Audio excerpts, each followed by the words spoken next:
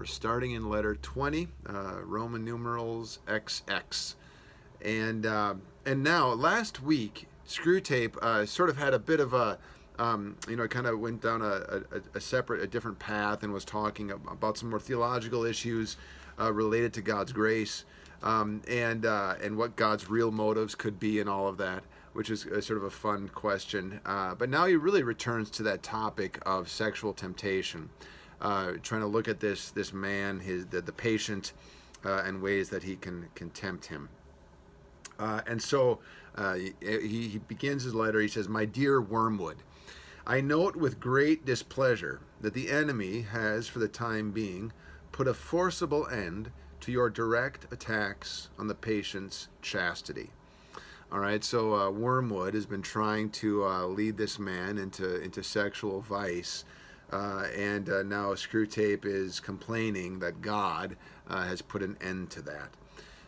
Now, I'll have to say, he doesn't spell out exactly how it is that God has done that, and I want to just follow up on that by saying that the number one way that God puts an end to unchastity is marriage. Is that this is how, we discussed this last week, that the way that God provides actually for to help against sexual temptation is marriage. Paul talks about that in his letter to the Corinthians, that it's better to be married than to be inflamed with passion. Similarly, we can think about in Genesis, where God looks at the man and says it's not good that he should be alone. I'll make a helper for him, and that can be really understood in a very broad sense. That's not only a helper in terms of sexual temptation, but a helper in many ways, that husbands and wives support and serve one another. But part of that is a remedy against sexual temptation. So, that is, again, marriage is God's way of defending us against these attacks. But it doesn't seem, I got to say, it doesn't seem here in Screwtape anyways quite yet that the guy is married. That's still a possibility that Screwtape is discussing. But in some way or another, Screwtape says that God, the enemy, has put an end to Wormwood's attacks on the guy's chastity. So in other words, that Wormwood was trying to lead him into some kind of sexual vice, and it just didn't work out. So Screwtape says, "You ought to have known that he always does in the end, and you ought to have stopped before you reached that stage. For as things are, your man has now discovered the dangerous truth that these attacks don't last forever. Consequently, you cannot use again what is, after all, our best weapon, the belief of ignorant humans that there is no hope of getting rid of us except by yielding." So, now that the storm has passed, this human will realize that these storms do pass. That temptation doesn't last forever. And Screwtape says that this is unfortunate for their plan, because that it's helpful for the devil when we think that the only way we'll ever get rid of sin is by giving into it, and that, that is true. The devil does want us to think that the only way that we'll ever, get rid of temptation is by yielding to it. God does have better things in mind. Although, no, I do want to say, I do think this is a place where C.S. Lewis shows what we could call his Anglicanism. C.S. Lewis is an Anglican, Church of England, which is, sort of a mixed bag theologically, and has some things in common with Lutheranism. Although I would say that this is one place where you can kind of see a bit of a divergence from Lutheran theology, from Lutheran teaching and devotion. That a Lutheran understanding actually would be that the best way we fight against sin is not really by resisting it. That is important. Resisting sin is important, but the final real victory over sin is not through avoiding it, but through forgiveness. And so we might think of one of Luther's famous lines, where Luther says, "Sin boldly, and trust more boldly in the grace of God." And so again, this is not saying that Lutherans encourage sin, But at least we recognize that the great victory over sin is not the fact that we ourselves have avoided it. The great victory is that Jesus has died for our sins, that Jesus speaks a word of mercy to us. And so, again, I would say there's at least here we can see maybe a bit of a divergence between C.S. Lewis's theology, his Anglican theology, and what I think is a more scriptural theology, a Lutheran understanding. Again, that the victory is in God's grace and his forgiveness, not really in our ability to avoid sin. But you do see that here. I mean, C.S. Lewis sort of really, hoping that this patient will just simply avoid it, and that and at least for the time being, I guess you could say in this story, this guy has avoided the sin. God has brought an end to the temptation, and this is frustrating to the devil. Again, because it will lead this guy, it will help this guy, encourage him to think that that temptation can be avoided if he just sort of waits long enough. And the devil does not want that. Again, he wants us simply to think in terms of yielding to temptation, which can lead down the path of misery. But so at the end of this paragraph, the Screwtape says, I suppose you've tried persuading him that chastity is unhealthy. So this is part of his attack, and the devil does this. I mean, the devil, wants us to think that that virtue is unhealthy, that we're just going to turn into pent-up Puritans or something. And you can remember earlier on in this book, that was something that Screwtape was laughing about. Screwtape was making fun of us because we've turned Puritanism into a dirty word. And again, I mean, we can recognize the pitfalls, the negative aspects of Puritanism. But in the process, the devil certainly can have a field day with us when we think that Puritanism is our greatest enemy. And that, sort of just liberty or sort of libertinism, just giving in to all temptation is really an improvement over Puritanism. So that's why Screwtape says you've persuaded him that chastity is unhealthy. Don't let this, what Screwtape wants is for this human guy to think that living a moral life is an unhealthy life, that he's just going to become, again, puritanical, overly concerned with morals, legalistic. And so the healthier option is just to get rid of all of that old-fashioned morality and just live a real sexually, just a really sexually free life. Free love, baby. Just live a real life of free love. I'm glad some of you laugh when I say that. Sort of an Austin Powers, if you remember that great character from the movies. Mike Myers. Anyone remember Mike Myers, Austin Powers? That Mike Myers, he was that guy from Saturday Night Live, and he had that British, sort of this spoof on James Bond, a real sexual libertine, but Austin Powers, free love, baby, yeah! That's what Screwtape is going for. Yeah, Nancy, go ahead. That's right. Yeah. Yeah, that's right. Yeah. Austin Powers was majorly spoofing the hippies. Yeah, it's kind of funny. I mean, Austin Powers was a character that came out in the 1990s, but he always had all kinds of imagery and sort of ways of speaking that came from the 1960s. So, really spoofing some of the 1960s culture. So, and again, that's what Screwtape is saying. He wants this guy to sort of live a life of live the Woodstock life. That's what he wants this guy to go for. So he continues now, and Screwtape says, this next paragraph, he says, I haven't yet got a report from you on young women in the neighborhood. I should like it at once.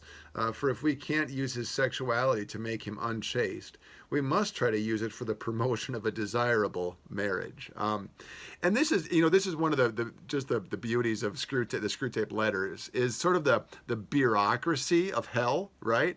That C.S. Lewis really understands kind of the sinfulness of modern bureaucracy. And so what Screwtape wants is a report. This is just the bureaucracy of hell. This is kind of middle management. What he wants is a report on what's going on in the neighborhood, and then see what we can do with that. So what's going on? Who are these young women in the neighborhood who might catch this guy's eye? Because again, at this point, Screwtape, at least for now, is giving up on making him unchaste. and maybe the guy is thinking about marriage, but now what kind of marriage is the question, and we all know, I mean, again, marriage is a blessing, and again, it is God's, this way that God provides help, including help against sexual temptation. But we all know, we can all speak from experience of the ways that marriage can also be, a place or provide opportunities for sin. I mean, you put two sinful people together in a lifelong commitment, and even though that is a blessing from God, there is plenty of opportunity for sin in marriage. I mean, the ways that we mistreat each other, that we don't speak kindly, that we don't forgive, and then by God's grace, somebody shows up with coffee with frothed milk in it. But again, there is plenty of opportunity for sin in marriage as well. So this is what Screwtape is hoping. He wants a desirable marriage. Not the way we would understand desirable marriage. That is a marriage of mutual love, a marriage of mutual support. He's talking about a desirable marriage that can hopefully lead this man away from God. This is Screwtape's ultimate hope. Pardon me while I drink my coffee. Good stuff. So he says, in the meantime, while he's waiting for this report, from Wormwood, he says, in the meantime, I should like to give you some hint about the type of woman, I mean the physical type, which he should be encouraged to fall in love with, if falling in love is the best we can manage, all right? And of course, Screwtape has to put that in quotes, because Screwtape does not really believe in love. I mean, that was something that really came out in that last chapter, is that the devil cannot understand love. He said that hell is exerting all of this energy and devoting all these resources to researching this, why it is that God behaves in this way. The devil cannot figure out love. And so, he says that, we're going to try to get this guy to fall in love. But again, put that in quotes, because Screwtape doesn't really believe there is such a thing as love. And so he wants to know, he's going to tell Wormwood about the kind of woman he wants him to fall in love with. And notice, and he says this, that he's referring to the physical type, okay? And this is what's coming now, is a description, and this is a really interesting description now that's coming, where Screwtape is going to talk about the physical types of women, okay? Because, of course, this is something that our society, and not just our society, but many societies have been overly obsessed with. Is sort of defining the ideal physical type of womanhood, and men deal with this too. I mean, there are ideal physical types of men, although it does seem this is something that our society does project for women more than men. This is a way that there is money to be made, in getting us to obsess over women's body types, and there's a lot of abuse in that. So that's what Screwtape is now talking about. He's gonna give us a little taste, a little glimpse into hell, and the way the devil gets us to obsess over women's physical appearance. So this is what's coming now. So he says in this next paragraph, in a rough and ready way, of course, this question is decided for us by spirits far deeper down in the lower archy than you and I. Little, play on words there. Again, the upside down logic of Screwtape. That we speak of hierarchies, they speak of lower archies. And what this means, and what Screwtape is saying, is that there are people with more authority in hell who decide these questions. Screwtape and Wormwood, again, these guys are in middle management. I mean, they're kind of in that bureaucracy. Screwtape wants reports. But there are people with more power in hell, he says, who are deciding these things. There are some deep spiritual negative forces at work in controlling these things. And so Screwtape says, it is the business of these great masters to produce in every age a general misdirection of what may be called sexual taste. All right, again, and every age deals with this, and that's why I guess we have to say it's not just our society that has some negative ideas about women's bodies. This is an old problem, and what Screwtape is saying now is that these ideas change over time. I think we've all heard this, that there is sort of this Renaissance woman, kind of the Rembrandt. When Rembrandt was painting women's bodies, they looked different, and their ideals of women's beauty were much different than our own today. And so Screwtape is saying that these tastes change, and that and the devil is at work in this. The devil's at work in this. So let's see what he says. He says, "This they do," that is, these devils down in the lower archy, "this they do by working through the small circle of popular artists, dressmakers, actresses, and advertisers who determine the fashionable type." So just an acknowledgement here that there are people who are making money on this, and by manipulating us and sort of controlling our ideas about what is beautiful, what is good, what is attractive. Again, there's money to be made. And so these types are going to change because, heaven forbid that we would ever simply be satisfied with the people we are. But we chase one ideal, and then the fashions change, and we chase another. Just recently, not long ago, skinny pants were all the rage, and now the really fashionable people are wearing the big baggy pants again. I mean, it never stops. Because, again, there's money to be made by constantly moving the goalposts, by constantly changing what we think is beautiful. And so this is what Screwtape is doing. He's working with these people, and then making us crazy in the process. And so he says, the aim is to guide each sex away from those members of the other with whom spiritually helpful, happy, and fertile marriages are most likely. So Screwtape's, showing his cards here and saying, this is what we want. Because the devil certainly does not want marriages where there is helpfulness, happiness, fertility. And I think we can construe fertility in several ways. So that does include, bearing children, raising children. But there are many other ways, too, in which marriages are fruitful and productive and serve both the members of the family, but also people outside the family and society. And so Screwtape is working against all of this. If the guy has to, quote, fall in love, if he's going to get married, let's just try to make this as miserable as possible. And so, so in sort of guiding our sexual appetites, Screwtape says, and changing what we find attractive, he's going to try to direct us away from whatever's fruitful, whatever is helpful, into some other ideals of beauty that can be destructive. And so he says, thus we have now for many centuries triumphed over nature to the extent of making certain secondary characteristics of the male, such as the beard, disagreeable to nearly all the females. And there is more in that than you might suppose. As regards the male taste, we have varied a good deal. And so there he does actually, he gives a little nod to the fact that there are also ideals of masculine, beauty or masculine, what is attractive in men, the Tom Cruises of the world and their beautiful smiles.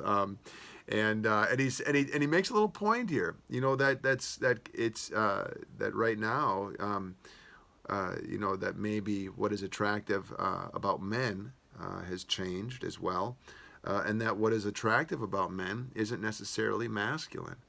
I mean, he mentions the beard as the example. Now, that's interesting because in just the last few years, beards have become sort of fashionable again.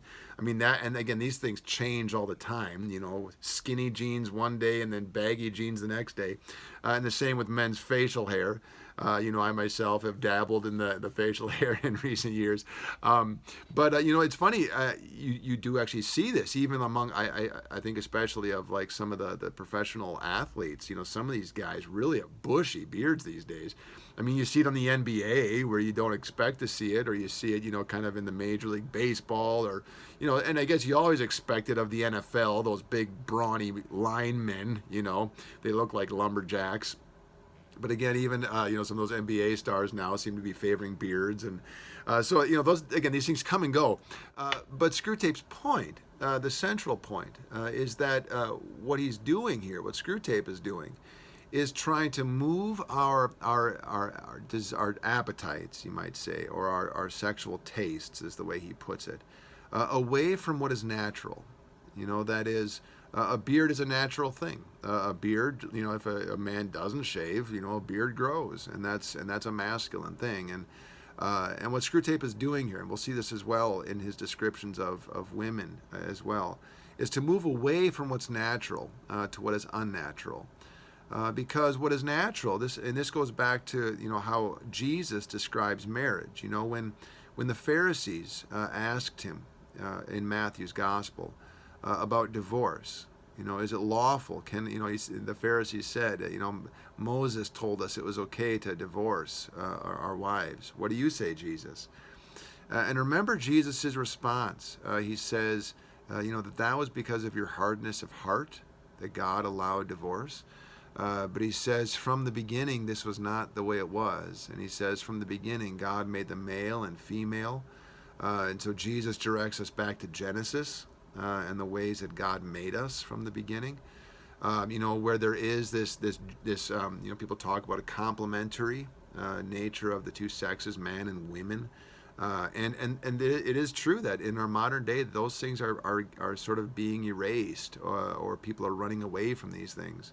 You can see it, in some of these sports competitions where biological men, are competing against women, and sort of just destroying the competition. And sometimes literally. I mean, this even happens in, I would say, in some pretty sick ways, when it comes to martial arts fighting, wrestling, etc., where you'll put a man in a ring with a woman, where they're just punching each other, and a professional athlete, male, against a professional athlete female. I'm sorry, that's destructive. I mean, that's sick. I mean, you've got a man literally beating up a woman. So this stuff is destructive. But again, this is what Satan is encouraging, to try to move away from the natural ways that God has made us. And so again, that's why Screwtape says, for many centuries we have triumphed over nature. The devil does not want us to go back to the way God made us, but Jesus does. Again, in questions about marriage and divorce, Jesus goes back to Genesis. It's very basic stuff: man, woman, marriage. That's where Jesus directs us. And so Satan says, yeah, if we can get them to, find the beard disgusting, they're attacking the masculinity of the man. But now let's hear what he says about the ways that he is that Screwtape is directing our ideas of female beauty. And so he says, again, I'll just back up a little bit. He says, there's more in that than you might suppose. He says, as regards the male taste, we have varied a good deal. So now he's talking about the ways that men view women. He says, at one time, we have directed it to the statuesque and aristocratic type of beauty. That is a beauty that relates to the aristocracy, to wealth.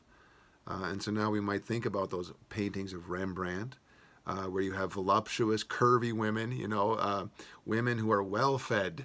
And, I mean, that has to do with ideas of wealth. And he says, so Screwtape says, we are mixing men's vanity with their desires and encouraging the race to breed chiefly from the most arrogant and prodigal women.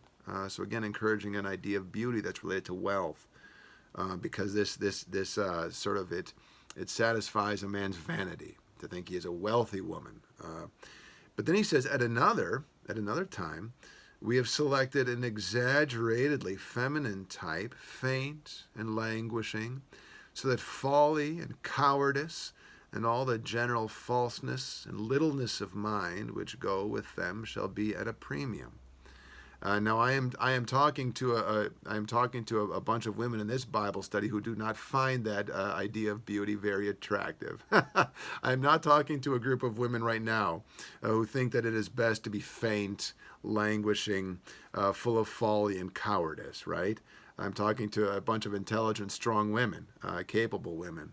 But again, I think you all recognize this. You've seen it. I mean, these kinds of ideals of beauty have also come and gone in our own time. It's still around. An idea of feminine beauty, which is the opposite of strength, falseness, littleness of mind. But then he says, At present, we are on the opposite tack. The age of jazz has succeeded the age of the waltz. And we now teach men to like women whose bodies are scarcely distinguishable from those of boys. All right? And these are all sick notions. I mean, these are all sick notions, but we should understand them. I think we do understand them. And he's referring here to the age of jazz. These flappers, whose bodies are scarcely distinguishable from boys, he says. These skinny little waifs, Twiggy, was that her name back in the day? That sort of body, indistinguishable from that of boys. This is the new kind of beauty that C.S. Lewis is referring to sort of back in the age of jazz, maybe back in the 1920s or 30s. But again, these ideals come and go. And so we've seen plenty of this in our own time. That this would be another ideal of beauty out there in the world. And so he says, since this is a kind of beauty, now he's speaking of the jazz, the flapper, the twiggy. He says, since this is a kind of beauty even more transitory than most, we thus aggravate the female's chronic horror of growing old with many excellent results, and render her less willing and less able to bear children. And that is not all, okay? So this is a description here of the dangers of that ideal of beauty, because that kind of beauty is transitory. That is, perhaps, all girls or many girls go through during adolescence, kind of the skinny, awkward phase, and I can think of my own daughters, just kind of gangly, they're all legs, and that is a period of life, and many girls kind of have that body shape for a while. But he says it's transitory. I mean that most girls do not stay tall and gangly. Most girls fill out. That's just adolescence. But Screwtape says, when we can encourage this kind of female, this ideal of female beauty, it's really helpful and destructive. Because it's transitory. It's an adolescent form of beauty. And if a woman thinks she has to hold on to that kind of beauty, I mean, this is a fear of growing old, C.S. Lewis or Screwtape says, with many excellent results for Screwtape. Because then you are chasing this ideal that you can never have, or you can pursue it by investing a lot of money, perhaps, into liposuction or other kinds of surgery or makeup or clothing or whatever it is, to always make yourself look like a teenager, and that's not a happy life. It's an expensive life, and it's not a life with much satisfaction in it.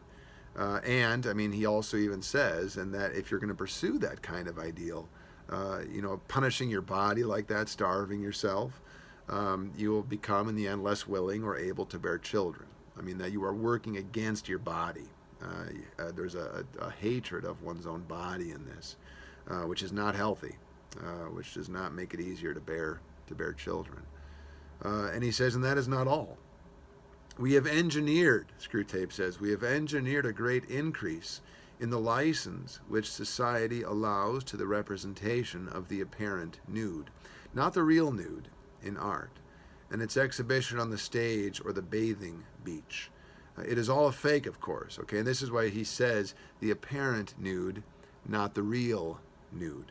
And just think about that. I mean, the nudes which appear in Playboy magazines or in other places, I mean, these are airbrushed, right?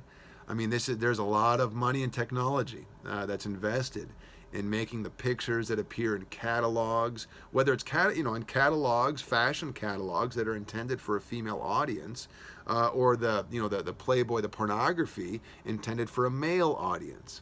In either case, again, there is money and technology and time invested into even taking these models' bodies, and then again airbrushing them, flattening things here, rounding things out there, getting rid of the wrinkles or any of the little bumps that come with all of our bodies, the little bumps and indentations that come with all of our bodies. I mean, all of this, that's why Screwtape says this is not the real nude. That this is not a real human body.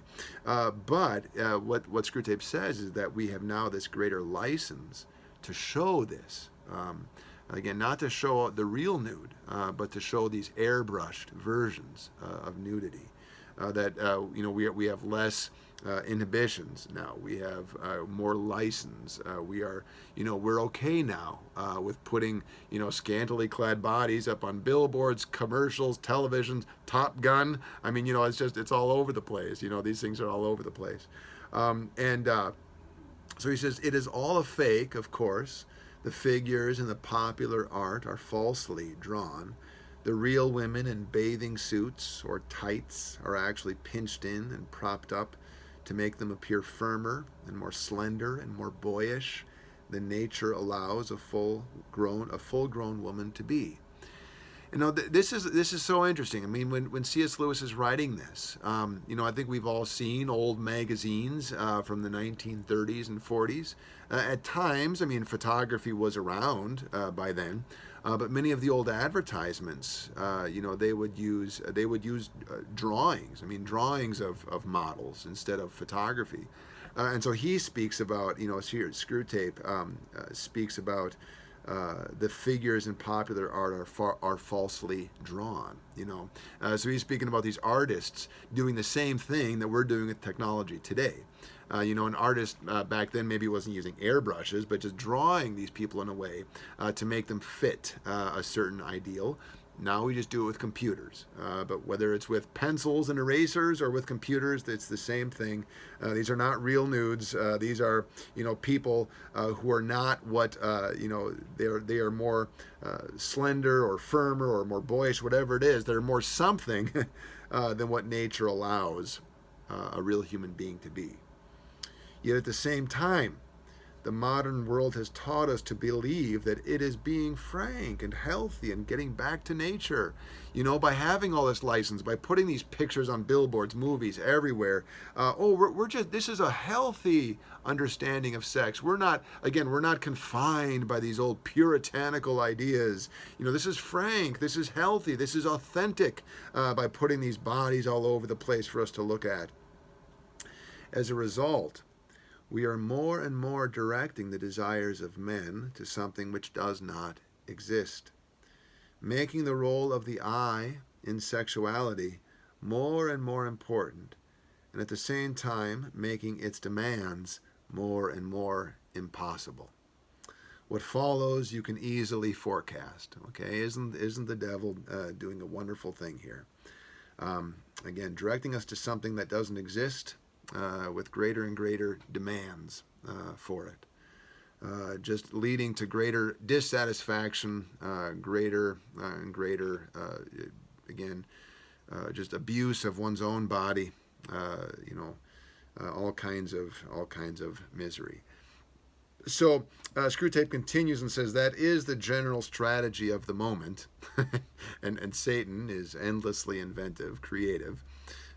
He will always move the goalposts around and can change things to his own ends. And he says, but inside that framework, you will still find it possible to encourage your patient's desires in one of two directions. Okay? So again, and all of this is saying now that, again, this human being is maybe ready for marriage, and while marriage is God's idea, Screwtape is going to try to use, if the guy has to fall in love, if the guy has to get married, well, what are we going to do about that? What kind of mate are we going to find for him? So he says, you will find, if you look carefully into any human's heart, that he is haunted by at least two imaginary women, a terrestrial and an infernal Venus, and that his desire differs qualitatively according to its object. All right, so the terrestrial and the infernal Venus. I mean, the Venus, the goddess of beauty, right? And there's two kinds of Venuses. The terrestrial, that is, terrestrial just means earthly, the earthly Venus. And then also the infernal Venus, inferno, fiery, hell, okay? So there's the Venus of earth and there's the Venus of hell. So Screwtape is now going to describe these two possible wives for Wormwood. He says, there is one type for which his desire is such as to be naturally amenable to the enemy, Okay, there's one kind of Venus which God might favor, which would be more useful for God's purposes of marriage, which he says is described as readily mixed with charity, readily obedient to marriage, colored all through with that golden light of reverence and naturalness which we detest. There is another type which he desires brutally. All right, so that was the terrestrial Venus. Now we get the infernal Venus. So again, this other type which he desires brutally and desires to desire brutally. Okay, so this infatuation, this love, this carnal desire, the man enjoys the desire itself. He says a type best used to draw him away from marriage altogether, but which even within marriage he would tend to treat as a slave, an idol, or an accomplice. Okay, so this loose woman, this infernal Venus, really she's very useful for Screwtape as a kind of adulteress to lead the man away from his wife. But Screwtape says even in marriage, if the guy happens to fall in love and marry this woman, that's great too, because then he'll treat her as a slave. He is not marrying her with any kind of mutual love or respect or mutual submission, but she is a whore. To speak frankly, she is a whore who can be a slave to him, or his idol, or maybe she'll just simply be his trophy wife, the one he drags around and shows off to people. That's, these are different ways that this can go, or an accomplice, somebody who will simply assist him with his sin, whatever that sin is. And so Screwtape says his love for the first might involve, now that is his love for this this terrestrial Venus. And now this is, a good Christian wife, a good Christian spouse. And so Screwtape says his love for the first, a good Christian spouse, might involve what the enemy calls evil, but only accidentally. That is, the man would wish that she was not someone else's wife and be sorry that he could not love her lawfully. So now this is sort of the coveting your neighbor's spouse. The man sees this really virtuous woman and desires her but can't have her. Now apparently he's referring to some instance where this woman is married to someone else. But in the second type, the felt evil is what he wants. It is that tang in the flavor which he is after. Okay, so now he's referring to a case where he desires someone, and it's the desire itself that the man likes. That is, he enjoys the sin, he enjoys the evil, he enjoys getting away with something, he enjoys this kind of lust. Screwtape says, in the face, it is the visible animality, the sort of the animal nature of it, or sulkiness, or craft, the cunningness, or cruelty, which he likes. And in the body, something quite different from what he ordinarily calls beauty. Something he may even, in a sane hour, describe as ugliness, but which by our art can be made to play on the raw nerve of his private obsession. Again, there is... and again, I sort of just think back to Moulin Rouge, that musical that we've discussed recently. That there is, there is the enjoyment of the bawdiness. In these clubs over in Paris. There was sort of this celebration of vice. That isn't. It's just kind of fun to get away with something. That's what Screwtape is talking about here. And if the guy were sane, if he had his head screwed on straight, he would recognize the ugliness of it all. But through the devil's work, that this can, he says, play on the raw nerve of his private obsession. Again, he just kind of enjoys the sinfulness of it, enjoys the naughtiness of it all. So then he concludes now this chapter by saying, the real use of the infernal Venus is, no doubt, as prostitute or mistress. All right, so this is really the best thing that Satan can come up with for this kind of love, that it might lead to prostitution or an adulterous affair. But he says, but if your man is a Christian, and if he has been well trained in nonsense about irresistible and all excusing love, he can often be induced to marry her. And that is very well worth bringing about. Okay, so again, he's looking around at these women in the man's neighborhood, and he sees this loose woman, this sort of adulterous woman, and he says, we might actually be able to do something if the guy actually marries her, because he's a Christian. He has these ideas, as Christians do, about all excusing love, that is forgiveness.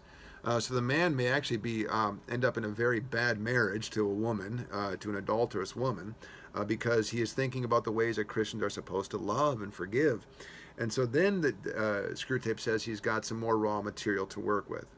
And now I would say in all of this, again, that we can see, again, the way that the God and the devil, that there is a real conflict and battle here over our hearts.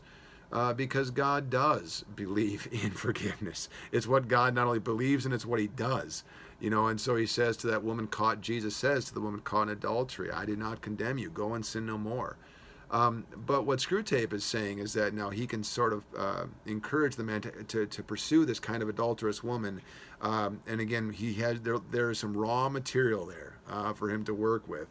And so he says that is very well worth bringing about.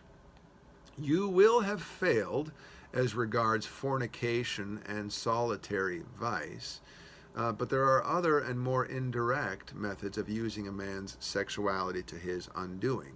That is, if this man marries this adulterous woman, then the Screwtape or Wormwood will have failed because now in marriage, if this man marries the woman and they have a sexual relationship together in marriage, well, that's no longer fornication.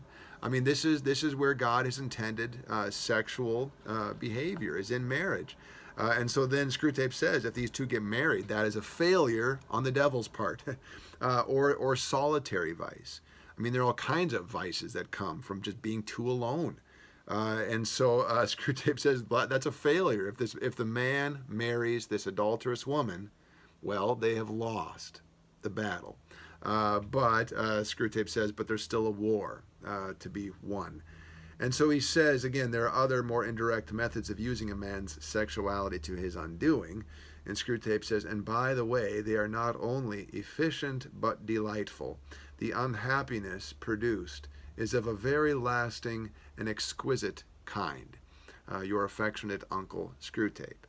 So he is going to be returning to this topic again. But the point being, again, that if if this man marries this adulterous woman, this loose woman, whatever we want to call her, that in a way God has won the battle. Because again, this is where sexuality and sexual expression belongs, is in marriage. Again, marriage it involves partnership, friendship, companionship. And all of these things are blessings from God that can work against solitary vices. I mean, there's just simply ways that the devil gets at us when we're just too much alone with our own thoughts. Again, the devil has lost this battle, but he says there are other ways to win that war. And he says, and the devil loves this. I mean, the devil loves the squabbling, the lack of charity that can happen in marriage, the ways, all kinds of ways that husbands and wives can mistreat each other, neglect each other, think the worst of each other, and so on and so on and so on. It's just, we all know what that's like. We've all been there. We've all been on the receiving end of it. We've been on the giving end of it. And so as Screwtape says, this can be, for the devil, it can be delightful. It can be lasting. It can be exquisite to his perspective. But in the end, we still do want to come back to this to say that marriage is God's design. That from the beginning, it was not good for the man to be alone. But that husband and wife, in marriage, serve one another. I mean, this is a great place to practice all of our Christian virtues. I mean, this is one of the great insights of the Reformation. You do not have to go to a monastery to practice being a Christian. If you want an opportunity to practice love and forgiveness, marriage is a good place to do that. Because you've got a sinner that you wake up with every day who needs love and forgiveness. You yourself, we ourselves are sinners who need love and forgiveness. I'll tell you what, I did not earn this cup of coffee, folks, okay? This did not come into my office because I am such a wonderful husband, all right? I've got a loving and forgiving wife, who every day has opportunities to practice forgiveness and mercy and charity to the sinner that she wakes up with. And, I mean, again, it goes both ways. It goes both ways. And so marriage is a place for this, for Christians to put love into practice. Not the only place. And we should remember, I mean, St. Paul says he wishes everybody were single. St. Paul says, boy, he wishes everybody had this gift of celibacy, because the single person has opportunities to serve God. Because they are not, they're not sort of busy serving God in marriage. There are other ways that they can serve God in the church and so forth. So the single life is also a very blessed life and full of blessing for God's world and for the church. But again, marriage is a place where we do serve God. And Screwtape is going to do what he can to try to undermine that. And we've referred to this. We've referred to this passage in Genesis, but we should go back to it once again. Go back to Genesis. Go to Genesis chapter 2. We'll look at Genesis chapter 2 and chapter 3. These are the passages that Jesus refers to understand marriage. Again, you can look at Paul's letters where he speaks of marriage as a blessing and as a remedy against temptation. But we can also then do what Jesus does, just direct us back to the way God made us. Again, Screwtape is trying using Screwtape's own words, the devil is trying to triumph over nature. The devil is trying to get away from nature. And I think those words are very relevant.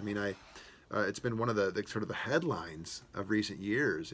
People talk about gender dysphoria and the ways that this has just spiked in recent years. I've heard statistics ranging from sort of in teenage girls especially. That the rates of gender dysphoria have spiked. I think I read in one place in Sweden, I think there was a study where gender dysphoria spiked 1,500%. Okay, not like 10%, not 20%, not even 100%. Gender dysphoria over a decade, has spiked 1,500%. I think in the UK, there was another statistic where the number of sort of requested treatments, that is, removing breasts or taking puberty blockers or something. Those kinds of spikes. It was in the 4,000% spike over a decade. This is just wild. It's crazy. But again, this is what Screwtape is talking about. He says this is where we want to triumph over nature. To try to improve over nature. And so again, what Jesus does when these kinds of questions come up, he simply directs us back to Genesis. To look at the way God made us. And there it is in Genesis 2. That really beautiful verse, Genesis 2, verse 18. God says, "It is not good that the man should be alone. I will make him a helper as his partner."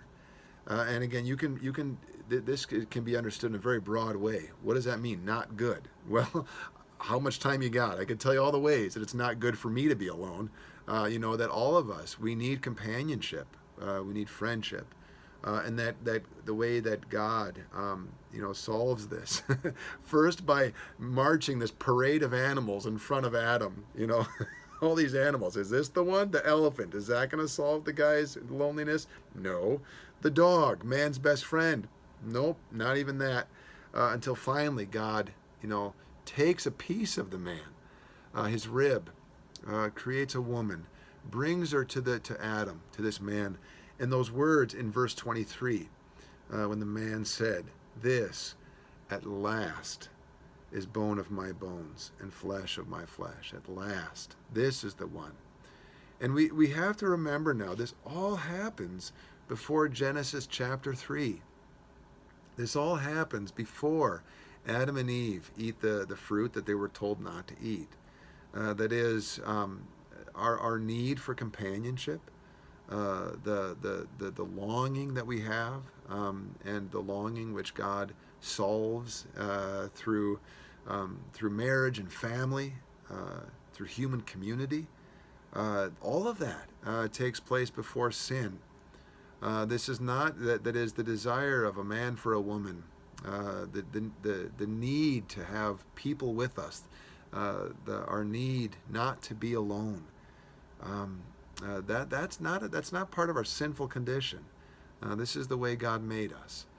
And then that in chapter 3, once or I sorry, no, it's at the very end of that chapter. Then again, a man leaves his father and his mother, clings to his wife. They become one flesh, and the man and his wife are both naked and were not ashamed. This is Jesus' response to questions about divorce, marriage, sexuality, and all the rest. This is how God made us. That marriage would be a blessing. And again, the devil has many designs to ruin that, to make marriage less than a blessing. But this is still God's creation. This is still God's ordinance. This is the estate that God has made. And again, it is a place where we also, again, practice these Christian virtues of patience, forgiveness, love, and all the rest. So, again, C.S. Lewis he's brought up this theme before, returns to it now in this chapter, and it does come up again in following chapters, and where Screwtape and Wormwood are going to go on the attack. But any responses, questions, comments? How does it all strike you?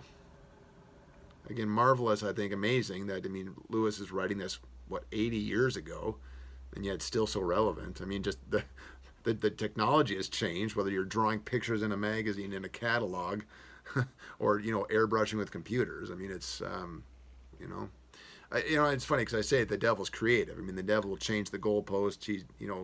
Today it's skinny jeans, to the next day it's baggy jeans, whatever. The ideals change. But again, notice, if this is relevant, 80 years ago and relevant today, the devil is creative, but in some ways just doing the same old thing. He's not that creative in the end.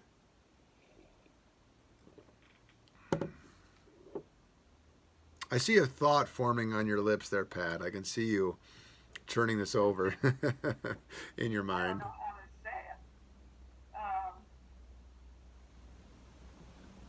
I'm not sure if we have become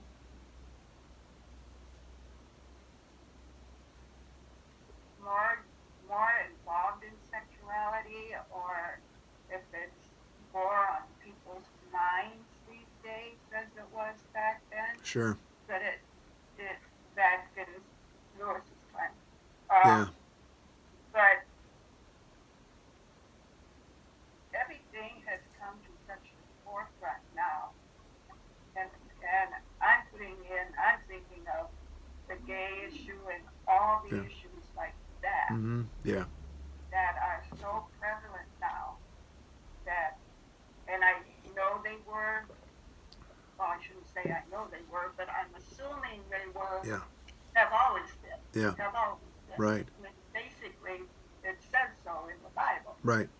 With their orgies and things that are going on. Right. But it seems so prevalent. Yeah. And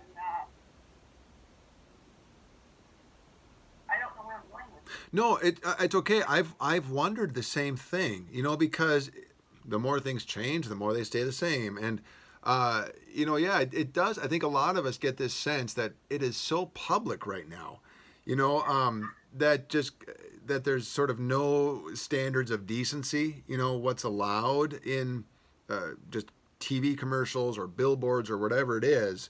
It just seems the standards have gone out the window. And, I think sometimes we blame the sexual revolution. I think there's a truth in that. That sort of there was an idea, I think, in the sexual revolution of the 1960s, that if we could just get rid of these traditional rules, that we would have more freedom, but it hasn't really worked out that way. But I wouldn't, but in the end, you also can't say it's not just the 1960s. This is kind of just who we are. I mean, I think, again, our sexual desires are part of who we are. And this, again, goes back to Genesis chapter 2, that this is part of how God made us, is to have these very strong desires, and to recognize that God has even given us a place where those desires find their fulfillment in marriage. And so the devil has a lot of raw material to work with right there, because there's a very strong desire that God has put in us, which leads to companionship, reproduction, and all these wonderful blessings that God has given us. But again, because God has made this such a strong and wonderful desire, that does give the devil a lot of stuff to work with. And he has done so for a long time. We refer to what is the oldest profession, we refer to prostitution as the oldest profession. So yeah, this is not, it's not new. There are ways that might change and become more public. But the troubles have always been there. Sex is not the problem. God created sex, but then after Genesis 3 and sin, then again the devil has all this great raw material to work with in something that God has made. It seems to me that in this day and age, well, back way when, yeah, is that some of our problem is we try to do God's work all the time. yeah. I mean, I'm a pretty liberal thinking person. I think. Yeah. Anyway, and it seems to me that instead of trying to do God's work all the time and change everything, our job is forgiveness. Yeah. And acceptance, and let God be God and do His thing. Yeah. And we need to forgive and to accept. And that's been through all the ages. Mm-hmm. Yeah. And that's not evidently, Right. as you say, the devil's got so much to work with. Yeah. That forgiving and accepting has been pushed way to the wayside. Yeah, and that incident between Jesus and this adulterous woman is very helpful. That Jesus' response, which is really our response as well, is forgiveness. That he says, "I do not condemn you," and then he says, "Now go and sin no more," which doesn't mean he's no longer forgiving. It means he really does love this woman. And because he loves her, he doesn't want her to keep on sleeping around, because it's not really going to help her. It's not going to lead to happiness. It's going to cause hurt in her life and in other people's lives. So yes, as Christians, it is this constant tension of the law and the gospel, of saying, yes, this is how God has made us, and how God has established marriage and all of that. And then to practice forgiveness alongside that. I was when you said that line a moment ago, or there's something you said a moment ago, it made me think of Abraham and Sarah. We're not letting God be God, or sort of trying to take matters into our own hands. That when Abraham and Sarah, they were waiting for a son, and that son did not come quickly enough. And Abraham thought, I have an idea. How about I sleep with the maid? Wouldn't that be great? And then we'll get the son that God promised to us, because we can't trust God to do it in his own time or his own ways. So I'll just sleep with the maid and it'll all be fine. It didn't work out fine. It was a big mess. But yeah, so that's right. I mean, that law and gospel, saying this is the way God made us, this is what God expects of us, and then also living with forgiveness, the forgiveness that we ourselves need, and the forgiveness that we offer and give to others. You were talking, made me think, if there wasn't forgiveness, if everything that was wrong and not right in this world, what would be left? Yeah, destruction. Yeah, what would be left? Scorched earth. I just don't think there'd be anything left. Yeah. Yeah. Right. Because we human beings, that's a lot. Yeah. Yeah. Yeah. Right. Yeah.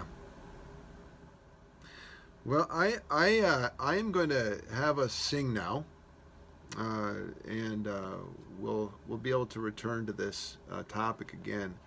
Um, I want to sing something that's in this book. If you do have this book, it is number 751. It is another hymn about marriage. We had a nice marriage hymn maybe a couple weeks ago when Love is Found. This is another marriage hymn that's in this hymnal. Again, 751. So it's this actually it's a Sussex carol. It's a Christmas carol originally, and Brian Wren, one of the sort of the very prolific modern hymn writers, has made a song, a hymn with words about marriage using this Christmas tune. So let's try to sing it. As man and women we were made, that love be found and life begun. So praise the Lord who made us two, and praise the Lord when two are one. Praise for the love that comes to life through child or parent, husband, wife. Now Jesus lived and gave his love to make our life and loving new. So celebrate with him today and drink the joy he offers you, that makes the simple moment shine and changes water into wine. And Jesus died to live again, so praise the love that come what may, can bring the dawn and clear the skies, and waits to wipe all tears away. And let us hope for what shall be, believing where we cannot see. Then spread the table, clear the hall, and celebrate till day is done. Let peace go deep between us all, and joy be shared by everyone. Laugh and make merry with your friends, and praise the love that never ends. All right. Yeah, a little song for weddings. And I do love that. It says, let joy be shared by everyone, laugh and make merry with your friends. I mean, it's a wedding hymn, that sort of an invitation to the banquet hall, so that we can celebrate. It's just a beautiful time. I think, can all enjoy a marriage, a wedding reception, where you get to see your relatives, your friends, and celebrate the joys of family life. Families certainly have their trials, and yet nonetheless, family is one of our greatest earthly blessings. So we can celebrate all that. Spread the table, clear the hall, celebrate till day is done. Let peace go deep between us all, and joy be shared by everyone. The source of all of this joy is the love that God has given to us, which we can share with one another. Let's close in with our Lord's Prayer. Let's pray the prayer Jesus taught us. Our Father, who art in heaven, hallowed be thy name. Thy kingdom come, thy will be done, on earth as it is in heaven. Give us this day our daily bread, and forgive us our trespasses, as we forgive those who trespass against us. And lead us not into temptation, but deliver us from evil.